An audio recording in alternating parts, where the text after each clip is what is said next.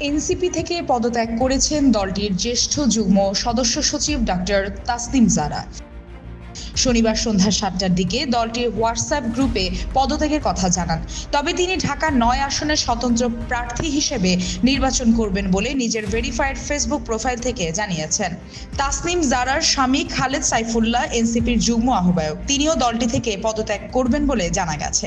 খালেদ সাইফুল্লাহ জানান, ব্যক্তিগত কারণে পদত্যাগ করছি।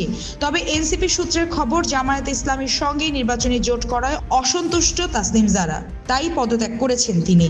তাকে ঢাকা ৯ আসনে জোটের প্রার্থী করার আলোচনা ছিল। যারা পদত্যাগ করায় হুমায়রা নূরকে এই আসনে এনসিপির প্রার্থী করা হতে পারে বলে জানা গেছে। তবে হুমায়রা নূরকে জামায়াত এই আসন ছাড়বে কিনা নিশ্চিত নয়। এনসিপির জ্যেষ্ঠ নারী নেতাদের অধিকাংশ জামায়াত সহ ধর্মভিত্তিক দলগুলোর সঙ্গে জোটের বিরুদ্ধে। জ্যেষ্ঠ যুগ্ম আহ্বায়ক সামান্তা শারমিন, জ্যেষ্ঠ সদস্য সচিব নাহিদ সারোয়ার নিভা, যুগ্ম আহ্বায়ক তাজনুবা জাবিন, যুগ্ম সদস্য সচিব নুসরাত তাবাসসুম সহ কয়েকজন তাদের ক্ষোভ দলকে জানিয়েছে। শনিবার ভেরিফাইড ফেসবুক পেজ থেকে তাসনিম জারা জানান, তার স্বপ্ন ছিল একটি রাজনৈতিক দলের প্ল্যাটফর্ম থেকে সংসদে গিয়ে ঢাকা ৯ আসনের মানুষের ও দেশের সেবা করার। তবে বাস্তবিক প্রেক্ষাপটে তিনি কোনো নির্দিষ্ট দল বা জোটের প্রার্থী হিসেবে নির্বাচনে অংশগ্রহণ না করার সিদ্ধান্ত নিয়েছেন।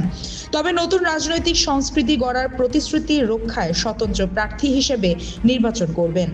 আগামী নির্বাচনে সম্ভাব্য প্রার্থী তাসনিম জারা ফেসবুকে ঘোষণা দিয়ে গণচাঁদার মাধ্যমে ৪৭ লাখ টাকা তুলেছিলেন। স্বতন্ত্র প্রার্থী হিসেবে নির্বাচন করতে ১% ভোটের স্বাক্ষর প্রয়োজন। তিনি ফেসবুক পোস্টে স্বাক্ষরের আহ্বান জানিয়েছেন।